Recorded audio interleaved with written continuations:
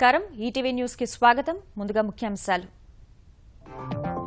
నేడు ఆంధ్రప్రదేశ్ మంత్రివర్గ భేటీ అజెండాలో అద్దె నియంత్రణ బిల్లు పట్టణ గృహ నిర్మాణాల పరిపాలన అనుమతులకు ఆమోదం తెలిపే అవకాశం 7 లక్షల కోట్ల పెట్టుబడులే లక్ష్యంగా విశాఖ సిఐఐ సదస్సు విస్తృత ఏర్పాట్లు చేస్తున్న ఆంధ్రప్రదేశ్ సర్కార్ 50 దేశాల ప్రతినిధులు వస్తారని అంచనా జపాన్లో కొనసాగుతున్న కేటీఆర్ పెట్టుబడుల వేట సోనీ హిటాచీ తోషిబా వంటి సంస్థలతో చర్చలు తెలంగాణలో పరిశ్రమలు పెట్టాలని ఆహ్వానం నేడు భారత్ యుఏఈ మధ్య $75 బిలియన్ పెట్టుబడులకు ఒప్పందాలు మైత్రి బలోపేతంపై చర్చించనున్న ప్రధాని మోదీ అబుదాబి యువరాజు 5 ఏళ్లలో 28% పెరిగిన పంజాబ్ ఎమ్మెల్యేల ఆస్తులు కుబేర శాసనసభ్యుల్లో తొలి 4 కాంగ్రెస్ సభ్యులే స్వచ్ఛంద సంస్థ విశ్లేషణ డిజిటల్ లావాదేవీలకు ఊతమిచ్చే చర్యలపై కేంద్రం దృష్టి పీఓఎస్ మైక్రో ఏటీఎంల తయారీ సంస్థలకు బడ్జెట్లో ప్రోత్సాహకాలు ఇచ్చే యోచన ప్రధానికి ఫోన్ చేసిన అమెరికా అధ్యక్షుడు మోదీని అగ్రరాజ్య పర్యటనకు ఆహ్వానించిన ట్రంప్ ద్వైపాక్షిక సంబంధాలపై చర్చించిన నేతలు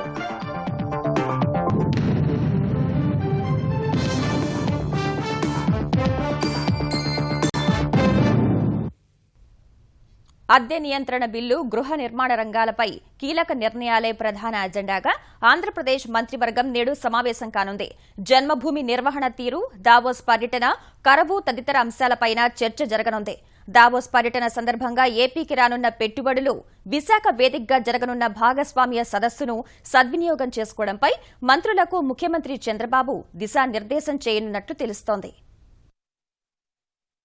మంత్రివర్గ సమావేశానికి ముందే తెలుగుదేశం ముఖ్య నేతలతో ముఖ్యమంత్రి చంద్రబాబు సమన్వయ కమిటీ సమావేశం నిర్వహించనున్నారు పార్టీ గ్రామశాఖల బలోపేతం సహా త్వరలోనే జరగనున్న ఉపాధ్యాయ పట్టభద్రుల స్థానాల ఎమ్మెల్సీ ఎన్నికల్లో పార్టీ పనితీరు తదితర అంశాలను విశ్లేషించుకోనున్నట్లు సమాచారం విశాఖ ఆర్కే బీచ్ లో ప్రత్యేక హోదా కోసం జరిగే నిరసనల అంశం ప్రస్తావనకు రానుంది సత్యాగ్రహ యాత్ర అంటూ ముద్రగడ పద్మనాభం చేసిన ప్రకటనపైన చర్చించే సూచనలున్నాయి తర్వాత అమరావతి సచివాలయంలో మంత్రివర్గం సమావేశం కానుంది శాంతి భద్రతల అంశం మంత్రివర్గ సమావేశంలో చర్చించే అవకాశముంది విద్యుత్ ఛార్జీలు పెంచాలన్న పంపిణీ సంస్థల ప్రతిపాదన ప్రస్తావనకొచ్చే అవకాశముంది బడ్జెట్ సమావేశాలకు కసరత్తు ప్రారంభించినందున ఆ దిశగా చర్చించే అవకాశముంది రాజధాని నిర్మాణానికి సంబంధించి హడావుడి ప్రారంభమైనప్పటి నుంచి అమరావతి ప్రాంతంలో అద్దెలు తక్కువ ధరకి అందుబాటులో ఉండాలని ముఖ్యమంత్రి అనేకమార్లు ప్రజలకు విజ్ఞప్తి చేశారు అయినప్పటికీ విజయవాడ గుంటూరులో అద్దెలు బాగా ఎక్కువగా ఉండటాన్ని గమనించిన చంద్రబాబు సర్కార్ వాటి నియంత్రణకు చర్యలు చేపట్టాలని యోచిస్తోంది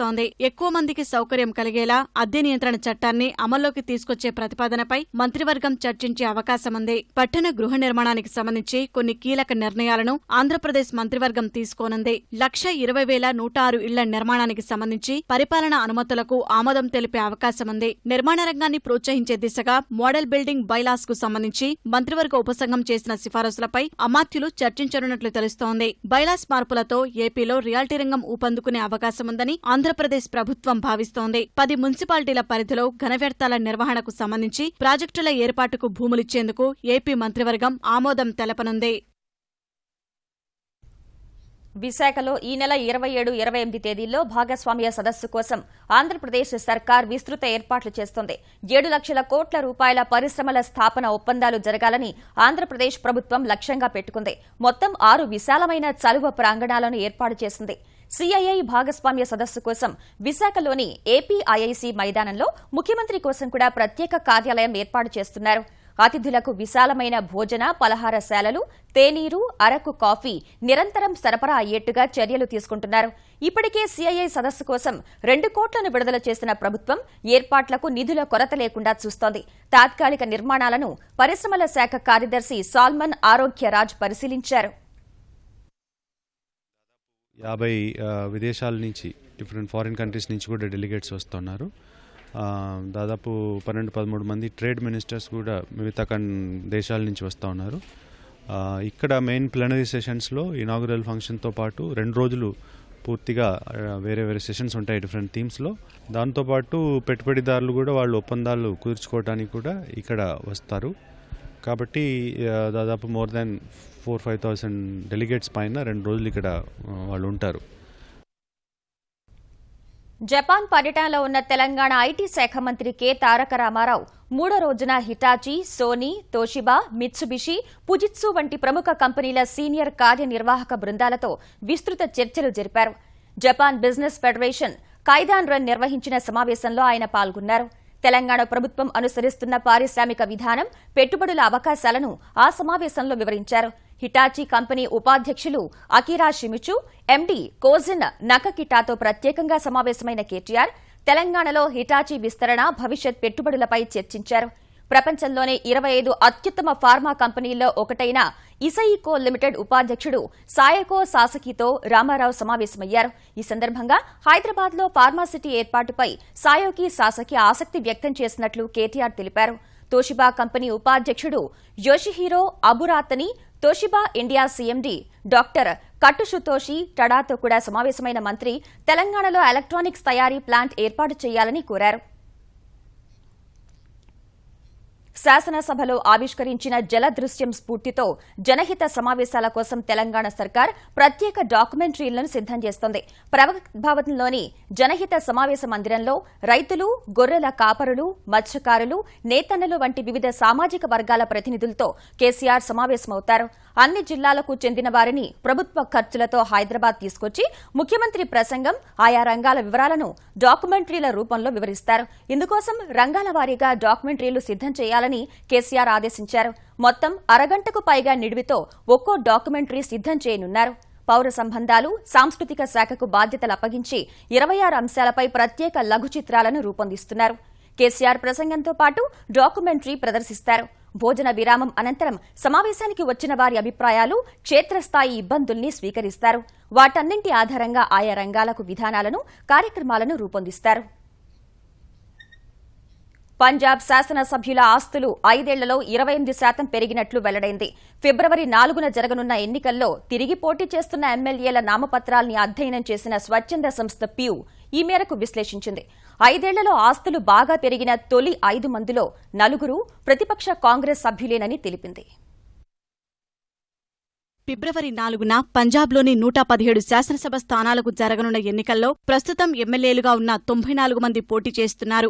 నామినేషన్లతో పాటు 2012లో వారు సమర్పించిన ఆస్తుల వివరాల్ని, ప్రస్తుత ఎన్నికల కోసం ఇచ్చిన సమాచారాన్ని పోల్చిన పంజాబ్ ఎలక్షన్ వాచ్ వ్యూ ఆసక్తికర విషయాలు వెల్లడించింది. 94 మంది ఎమ్మెల్యేల ఆస్తుల విలువ 5 ఏళ్లలో సగటున 28% అంటే 13,79,00,000 రూపాయల మేర పెరిగిందని తెలిపింది. అధికార శిరోమణి అకాలీదళ సభ్యుల ఆస్తి విలువ 17.26% వృద్ధి చెందగా, మిత్రపక్షం భాజపా ఎమ్మెల్యేల ఆస్తి విలువ 0.44% మాత్రమే పెరిగిందని విశ్లేషించింది. ప్రతిపక్ష కాంగ్రెస్ సభ్యుల ఆస్తి విలువ మాత్రం ఏకంగా 35.64% ఎగబాకిందని పంజాబ్ ఎలక్షన్ వాచ్ అధ్యయనంలో తేలింది. 5 ఏళ్లలో ఆస్తులు బాగా పెరిగిన 5 మందిలో తొలి 4 కాంగ్రెస్ సభ్యులే కావడం గమనార్హం. ప్రస్తుతం కపుర్తలా నుంచి పోటీ చేస్తున్న కాంగ్రెస్ ఎమ్మెల్యే రాణా గుర్జీత్ సింగ్ ఆస్తి విలువ 5 ఏళ్లలో అత్యధికంగా 148% అంటే 101,40,00,000 రూపాయల మేర పెరిగింది. అదే సమయంలో 19 మంది శాసనసభ్యుల ఆస్తి ఈ 5 ఏళ్లలో కరిగిపోగా, ఆ తగ్గుదల 2 నుంచి 92% వరకు ఉందని పంజాబ్ ఎలక్షన్ వాచ్ తెలిపింది. మరోవైపు తూర్పు అమృత్సర్ నుంచి కాంగ్రెస్ అభ్యర్థిగా పోటీ చేస్తున్న మాజీ క్రికెటర్ నవజోత్ సింగ్ సిద్ధు ఆస్తి 2009 లోక్సభ ఎన్నికల నాటితో పోల్చితే 14.5 కోట్ల నుంచి 45,90,00,000 రూపాయలకు పెరిగిందని అధ్యయనంలో తేలింది. జలాలాబాద్ నుంచి బరిలోకి దిగిన ఆప్ ఎంపీ భగవత్మాన్ ఆస్తి మాత్రం 2014 లోక్సభ ఎన్నికలతో పోల్చితే 4,30,00,000 నుంచి 1,99,00,000 రూపాయలకు తగ్గిందని పంజాబ్ ఎలక్షన్ వాచ్ పరిశీలనలో వెల్లడైంది. ఈ ఏడాది అగ్రరాజ్య పర్యటనకు రావాలని అమెరికా నూతన అధ్యక్షుడు డొనాల్డ్ ట్రంప్ ప్రధాని నరేంద్ర మోదీని ఆహ్వానించారు. అమెరికా 45వ అధ్యక్షుడిగా బాధ్యతలు స్వీకరించాక తొలిసారి మోదీకి ఫోన్ చేసిన ట్రంప్ వేర్వేరు అంశాలపై చర్చించారు. ప్రపంచం ఎదుర్కొంటున్న సమస్యలు పరిష్కరించడంలో భారత్ను నిజమైన మిత్రుడిగా, భాగస్వామిగా అమెరికా పరిగణిస్తోందని ఆయన స్పష్టం చేశారు. ఆర్థిక, రక్షణ రంగాల్లో భారత్ అమెరికా సహకారం, దక్షిణ, మధ్య ఆసియాలో భద్రతా పరిస్థితులపై ట్రంప్, మోదీ చర్చించారు. ఉగ్రవాదంపై ఉమ్మడి పోరు కొనసాగించాలని ఇరువురూ తీర్మానించినట్లు శ్వేతసౌధం వర్గాలు వెల్లడించాయి. ఈ ఏడాదిలోనే మోదీకి ఆతిథ్యం ఇచ్చేందుకు ట్రంప్ ఎదురుచూస్తున్నారని ఆ వర్గాలు చెప్పాయి. అమెరికా 45వ అధ్యక్షుడిగా బాధ్యతలు స్వీకరించిన తర్వాత ఫోన్ ద్వారా ట్రంప్ మాట్లాడిన 5వ దేశాధినేత మోదీనే. ఇప్పటికీ కెనడా, మెక్సికో, ఇజ్రాయెల్, ఈజిప్టు దేశాధినేతలతో ట్రంప్ సంభాషించారు. నవంబర్ 8న జరిగిన అమెరికా అధ్యక్ష ఎన్నికల్లో ట్రంప్ విజయం సాధించగానే ఆయనకు శుభాకాంక్షలు తెలిపిన తొలి 5 దేశాధినేతల్లో మోదీ కూడా ఒకరు. నగదు రహిత లావాదేవీలను పెంచే లక్ష్యంతో పీఓఎస్ యంత్రాలు, మైక్రో ఏటీఎంలు తయారు చేసే సంస్థలకు కేంద్రం బడ్జెట్లో ప్రోత్సాహకాలిచ్చే అవకాశం ఉంది. మైక్రో ఏటీఎంలు, వేలిముద్రల రీడర్లు, బయోమెట్రిక్ కార్డులు, పిన్ కార్డుల తయారీపై ఎక్సైజ్ సుంకాన్ని పూర్తిగా ఎత్తివేయొచ్చని లేదా తగ్గించవచ్చని సమాచారం. అలా కుదరదనుకుంటే పెద్ద నోట్ల రద్దు తర్వాత ఎక్సైజ్ సుంకంపై మార్చి 31 వరకు ఇచ్చిన మినహాయింపును మరింత కాలం పొడిగించే అవకాశం ఉంది. మైక్రో ఏటీఎంల తయారీలో ఉపయోగించే పరికరాలపై దిగుమతి సుంకం తగ్గిస్తూ కేంద్రం బడ్జెట్లో ప్రకటన చేస్తుందని సమాచారం. డిజిటల్ చెల్లింపులపై ఆర్థిక శాఖ మాజీ కార్యదర్శి రతన్ నేతృత్వంలోని కమిటీ ఈ మేరకు చేసిన సిఫార్సులకు బడ్జెట్లో కార్యరూపం దక్కే అవకాశం ఉందని ప్రభుత్వ వర్గాలు వెల్లడించాయి. ప్రస్తుతం పీఓఎస్ యంత్రాలు, మైక్రో ఏటీఎంల కోసం భారత్ ఎక్కువగా విదేశాలపైనే ఆధారపడాల్సి వస్తుంది. ప్రోత్సాహకాలివ్వడం ద్వారా దేశీయంగా ఆయా పరికరాల తయారీ ఊపందుకుంటుందని కేంద్రం భావిస్తోంది.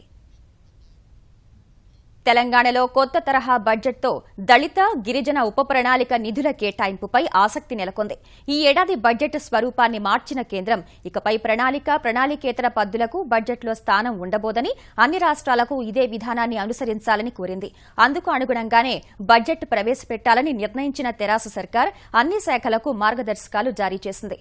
సాధారణంగా ప్రణాళిక పద్దులో జనాభా నిష్పత్తి ఆధారంగా దళితులు, గిరిజనులకు ఉప ప్రణాళిక నిధులను కేటాయిస్తారు. ఆయా శాఖలు, పథకాలకు సంబంధించి కూడా జనాభాకు అనుగుణంగా కేటాయింపులు చేసి ఖర్చు చేయాల్సి ఉంటుంది. ప్రణాళికేతర వ్యయాలకు స్వస్తి పలుకుతున్నందున ఇకపై జనాభా ప్రాతిపదికన నిధుల కేటాయింపునకు అవకాశం ఉండదు. దళిత, గిరిజన ఉప ప్రణాళిక అమలుపై ఇటీవల నిర్వహించిన సమీక్షలో ఈ అంశం ప్రస్తావించగా ఒక వ్యూహం రూపొందించాలని సీఎం కేసీఆర్ సూచించారు. అయితే కొత్త బడ్జెట్లో ఉప ప్రణాళిక కేటాయింపులపై చర్చించేందుకు కేసీఆర్ త్వరలో ఉన్నత స్థాయి సమావేశం నిర్వహించనున్నారు. అభిప్రాయాలు తీసుకున్నాకే కేటాయింపులపై ఒక నిర్ణయానికి వస్తారని తెలుస్తోంది. వెనుకబడిన వర్గాల అభ్యున్నతి కోసం చంద్రబాబు సర్కార్ తీసుకొస్తున్న పథకాల గురించి ప్రజల్లో అవగాహన కల్పించేందుకు ఆంధ్రప్రదేశ్ సాంఘిక సంక్షేమ శాఖ ప్రచార చిత్రాలను రూపొందించింది.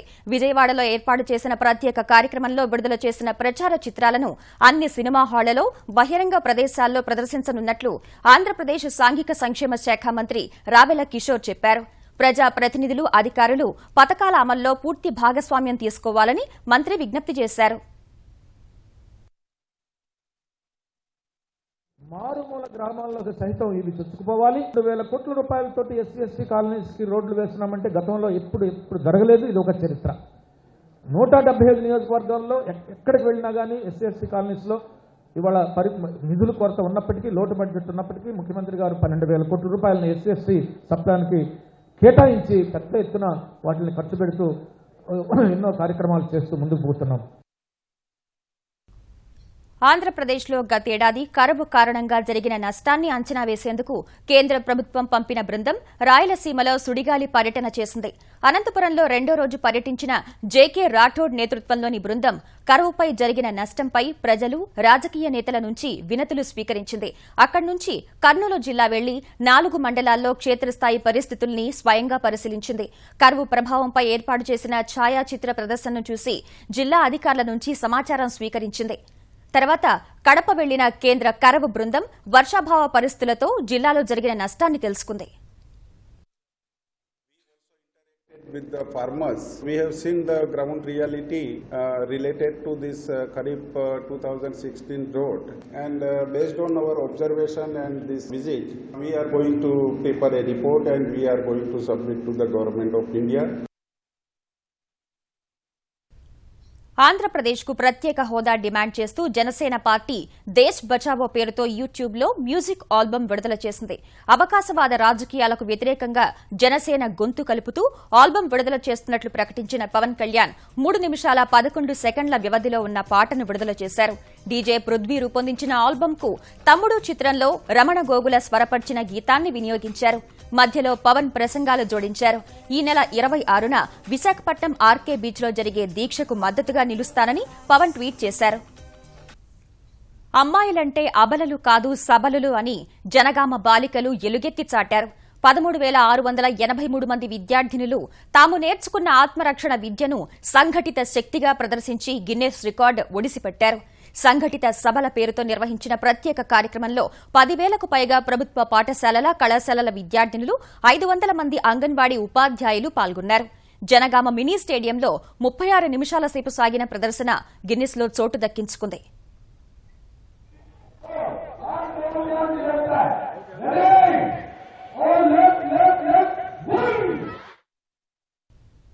యువతలోని క్రీడా నైపుణ్యాల్ని వెలికి తీసేందుకు ఏటా నిర్వహిస్తున్న ఈనాడు ఛాంపియన్ క్రికెట్ కప్ లీగ్ పోటీలు హైదరాబాద్లో ఘనంగా జరుగుతున్నాయి. ఎల్బీ స్టేడియంలో మధ్యాహ్నం జూనియర్, సాయంత్రం సీనియర్స్ జట్ల మధ్య పోటీలు సాగుతున్నాయి. తొలి రోజు జూనియర్స్ విభాగంలో హైదరాబాద్ హీరోస్ జట్టుపై సెంట్రల్ ఆంధ్ర జట్టు విజయం సాధించింది.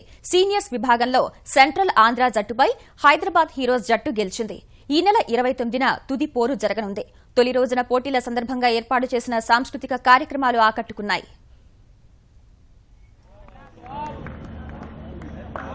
ఈనాడు ఛాంపియన్ క్రికెట్ కప్ ఆడడం మాకు చాలా ఆనందంగా ఉంది. ఈనాడు ఇంత మంచి అవకాశం ఇస్తున్నందుకు థ్యాంక్ యూ. ఈ స్టేడియంలో ఈ లైటింగ్ వెలుతురులో ఆడుతుందంటే చాలా హ్యాపీగా ఉంది. బట్ ఈ మెయింటెనెన్స్ ఇవన్నీ చాలా బాగున్నాయి. హైదరాబాద్ వాళ్ళు బాగా ఆడారు. బట్ బాగా ఫైట్ చేసాం. బట్ మ్యాచ్లో ఓడిపోయాం. ఈనాడు గత 4 years నుంచి ఆడుతున్నాం మేము. ఎవ్రీ ఇయర్ ఈ మ్యాచ్లు ఆడుతుంటే చాలా హ్యాపీగా ఉంది. శ్రీకాకుళంలో జాతీయ ఓటర్ల దినోత్సవాన్ని వినూత్నంగా నిర్వహించేందుకు అధికారులు ఏర్పాట్లు చేశారు. ప్రభుత్వ పురుషుల డిగ్రీ కళాశాల మైదానంలో విద్యార్థులతో ఉదయం 10 గంటల సమయంలో అశోక చక్రం రూపంలో మానవహారాన్ని ప్రారంభించనున్నారు. ఓవైపు ఓటర్లను చైతన్యపరుస్తూనే మరోవైపు Limca book of record, world book of record, Guinness book of రికార్డుల్లో నమోదుకు కృషి చేస్తున్నారు.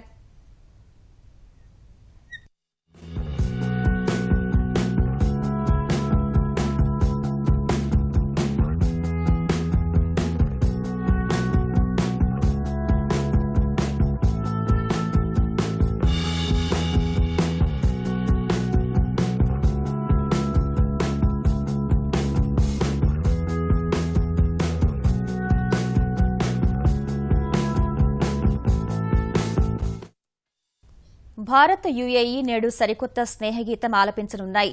అబుదాబి యువరాజు Sheikh Mohammed bin Zayed Al Nahyan Delhi పర్యటన సందర్భంగా భారత్ యుఏఈ మధ్య వ్యూహాత్మక భాగస్వామ్య ఒప్పందం సహా డజనుకు పైగా ఒడంబడికలు కుదిరే అవకాశం ఉంది.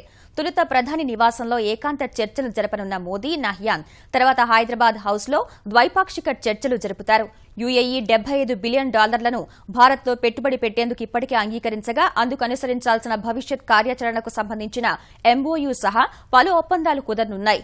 ఇంధన రంగంలో భారత్కు యుఏఈ వ్యూహాత్మక భాగస్వామ్య హోదా ఇవ్వడం సహా రక్షణ, భద్రత, వాణిజ్యం, పరిశోధన, వ్యవసాయం, రోదసి రంగాల్లో సహకారంపై ఇరు దేశాలు ఒప్పందాలు చేసుకోనున్నట్లు విదేశాంగ శాఖ వెల్లడించింది. Has the largest sovereign wealth fund. We are looking at investments. There's an agreement that they would invest nearly $75 billion in India over the next couple of years. During the visit, we are hoping that there will be an MOU signed between their investment fund and what we call the NIIF, National Investment Infrastructure or Infrastructure Investment Fund that we have created on our side. పార్లమెంటుకు, రాష్ట్రాల శాసనసభలకు ఒకేసారి ఎన్నికలు నిర్వహించాలంటే రాజ్యాంగ సవరణ చేయాల్సి ఉంటుందని కేంద్ర ఎన్నికల సంఘం ప్రధాన అధికారి నసీం జైదీ పేర్కొన్నారు. రాజకీయ ఏకాభిప్రాయం ద్వారా ఆ సవరణ జరగాలని తెలిపిన జైదీ ఆ ఎన్నికల నిర్వహణ కోసం అదనపు వనరులు కూడా సమకూర్చాల్సి ఉంటుందని సూచించారు. కొత్త ఈవీఎంలు సమకూర్చుకోవడం సహా ఆ మొత్తం 9,000 కోట్ల వరకు అదనపు ఖర్చుంటుందని కేంద్ర న్యాయశాఖ సహా పార్లమెంటరీ స్థాయి సంఘానికి ఇచ్చిన నివేదికలో తెలిపినట్టు ఢిల్లీలో జరుగుతున్న 7వ జాతీయ ఓటర్ల దినోత్సవ సభలో చెప్పారు. సార్వత్రిక ఎన్నికలతో పాటు రాష్ట్రాలకు ఎన్నికలు జరగాలంటే ఆయా రాష్ట్రాల్లో ప్రభుత్వాల కాలపరిమితి పొడిగించడం లేదా కుదించడం చేయాల్సి ఉంటుందని, అందుకు రాజ్యాంగ సవరణ అత్యవసరమని వివరించారు. 89వ ఆస్కార్ అవార్డుల కోసం లాలా ల్యాండ్ చిత్రం నుంచి అత్యధికంగా 14 నామినేషన్లు దాఖలయ్యాయి. ఈటీవీ న్యూస్ సమాప్తం. నమస్కారం.